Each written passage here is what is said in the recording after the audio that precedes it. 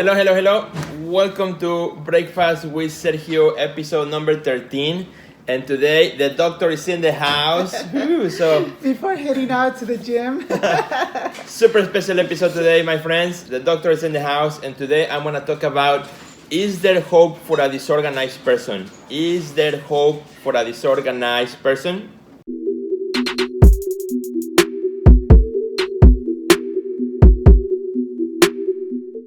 That might be you, that might be me, that used to be me actually.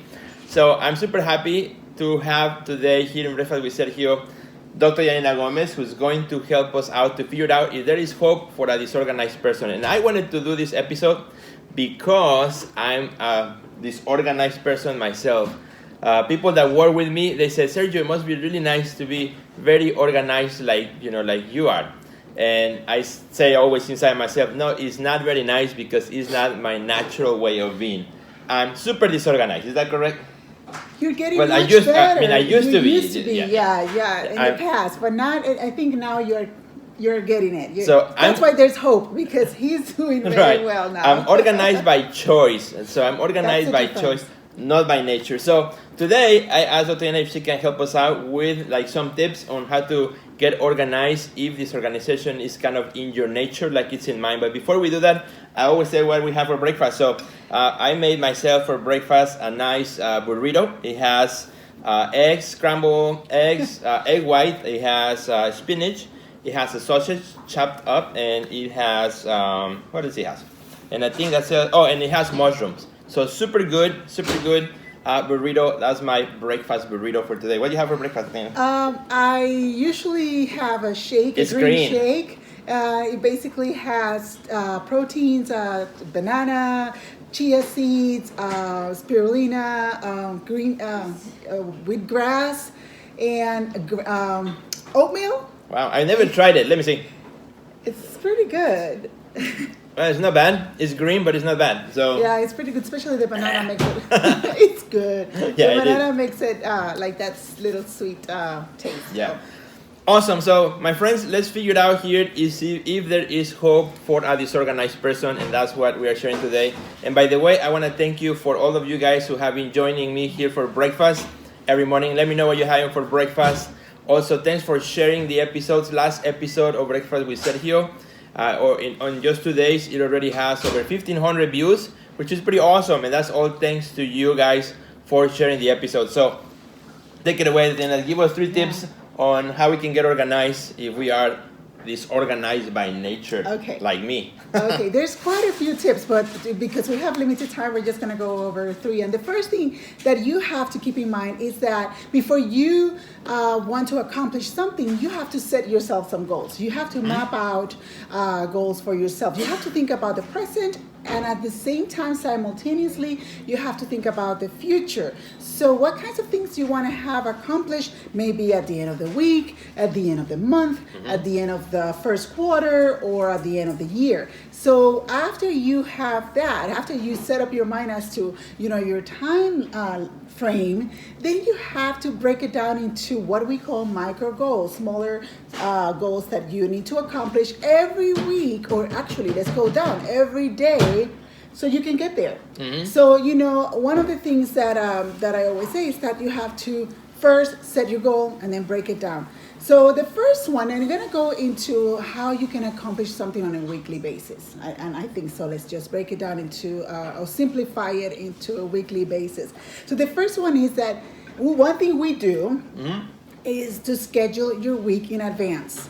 Right? So you know what you're going to be doing this week. If you're a last minute person, I really encourage you to stay away from that bad habit. That really is a bad habit. And I know, because we've been working with artists for quite a while, that's something that not all, but a few artists do. They just wait for it's a last minute thing, the day before the deadline or the 2 days before the deadline. Because there's something excitement about like the deadline's coming. It's like, I got to do it now. So, but yeah, I know, I true. completely get it. And some people work good with that, and that's true. Some people work, and if you're working good, like under those conditions, if you deliver high quality results, then ignore this one. But if you no, don't, but it still is good. I think it's still good to schedule. I think what happens is that when you leave things to the end, you're stressed out. It's not good for your mental and physical wellness, and of course, that's what I'm all about. So if it creates stress, anxiety, and then at the end, then you deliver the results, but then when you're done, your body crashes, and you're like with headaches and nausea. And one of the good things, I mean, there's so many tools today to be on a schedule, right? I mean, you have phones, you have notifications, you have which scheduling. We're going to be talking about that in a minute. All these tools. Awesome! I'm getting ahead. You're getting ahead. I'm gonna keep it in my bracket. Map out your week. Very, very important. Believe me, it's gonna help you a lot. That doesn't mean that from all these things that you map out on Sunday or Saturday, other things will pop up. But at least you're going to identify the main things you're going to be working on this week. Then after that, identify 5 to 10 tasks that you are going to accomplish this week. And I usually divide it into different categories. There are those ongoing tasks that you have to do, whether it's paying bills, whether it's posting in social media, whether it's whatever it is that is kind of mundane and tedious, but you have to do them. Then you have those that are micro goals that are going to get you closer to achieving that specific goal that you have set for the end of the week or for the end of the month or for the end of the year, right? So getting closer. And he's taking advantage that I'm talking so he can have my sheet. How is this right? Keep going, you're doing great. Keep going. This is right, and here I am. You're doing awesome. Can you tell we've been married for 20 years? Anyway, and another way to increase productivity and be organized is by batching tasks. Okay. And that's something that, it's always very helpful. Like, you have your day that is for painting. If, as you work on your artwork, you have your day that is for social media, that you want to, and we're going to talk about some social media tools that you can use so you don't have to be posting every day, but rather batching it at the beginning of the week so it does it by itself. And things like that. Look for tasks that you can put together and do quite a few in one day, so you're free to do that. If you blog, that will be one. Maybe you might want to set one day for blogging, so do all your blogging that day, so you are free and you don't have to worry about that for the next 3 to 4 weeks. That's one of my favorite ones. I do a lot of batching. I do a lot of that, like podcast day, or and it's not the only thing I do during the day, but just like batch various things that are similar so that they can be done faster. Because productivity is important for me, so I can get things done. Yeah, and that's one of your secrets right there that people have asked. And another one is, think about at the end of the day, when you're about to close your day, plan ahead what you're going to do tomorrow. What is the most important thing you have to do tomorrow? And don't overwhelm yourself. Just think about one important thing you want to accomplish tomorrow. And then that's when you start tomorrow. You start with the plan, you start with the goal and with the mission. Awesome. So that's about scheduling your day on a week in advance. So that's number 1. Let's go to number 2. That one is kind of your area, and I use it too, but you use more is using organizational tools. Oh, yeah. And, we were talking about batching, and one good tool, if you are into social media, a good tool will be to use is like Hootsuite will be a good tool, and that's something that you use to batch your things. Yeah, there's many tools that you can use in social media to organize, especially if you need to share your blog or your art or whatever. You can set those, you can put them on schedule so that they come out, and then all you have to do is just manage the conversations that are happening in the social and so on. So yeah, it kind of helps you to get on a pace and helps you be productive, be on social and promoting your work, for example, without actually having to be there all the time. But of course, you want to still manage the conversations that happen there so that you can get the momentum on. And with the managing the conversation, you don't have to be getting online all the time, every other hour or whatever. No, just one thing you can do to save time, and this is something we do, is just go online one time during your day. And then answer address all the questions that are there, maybe twice, but don't do it more than twice. And I really, I'm challenging you to try only once a day, because we waste so much time in social media. And, that's something that happens. So you might want to cut down. If you want, to be productive and to be, to get more results, social media usually is a killer. So watch out for how much time you're spending in social media. Yeah, I kind of use it wisely. For me, it's hard to only do it twice, because there's a lot of things that I'm promoting or that I'm moving and that I need to do. But definitely, watching and being careful of how you use it, because very quickly, before you know it, you already spend an hour. Right. So right. as long as you're conscious of your timing, I think that's another key. Being conscious of your timing when you're in it, so that then you can say, where did my time go? Where did my day go? Right. Well, at least you are responsible for your timing. So another tool that you might want to try is Evernote. That's very good to putting together projects and organizing schedules and things like that. You use Evernote. I use Evernote. It's another one that to consider. You want to say something about Evernote? No. Let's go to number 3 because we're running out of time. And reminder apps. Reminder apps. I everything that I cannot be without reminder apps. It's so important.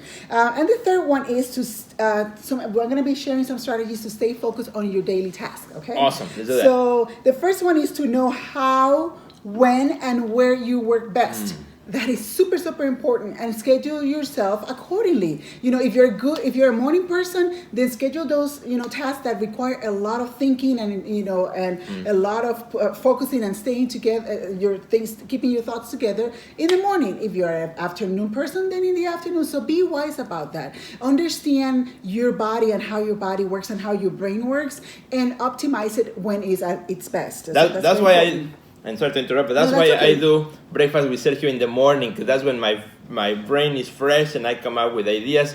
If I do dinner with Sergio, it would not be the same, believe me. It will be a much different show. Yeah. Breakfast with Sergio, I love it because it is in the morning. I'm fresh, ready to start the day. A lot of ideas are coming in my head, and it's easy for me to just click live and then just talk to you. So absolutely, I'm a big proponent on that one. Choose your prime time to do the most important tasks. Yeah. That's what it's all about. Whether it's morning, evening, or night, whatever is your prime time, dedicated to the most important task. Excellent. Another one is to organize your tasks accordingly. Prioritize. And when I say prioritize, is which task needs to be done first so others fall into place. Doesn't mean that it's the most important, but it's the one that needs to be done first in order for things to fall into place. And so you need to identify that and work accordingly and complete the task. Stay put until you finish the task.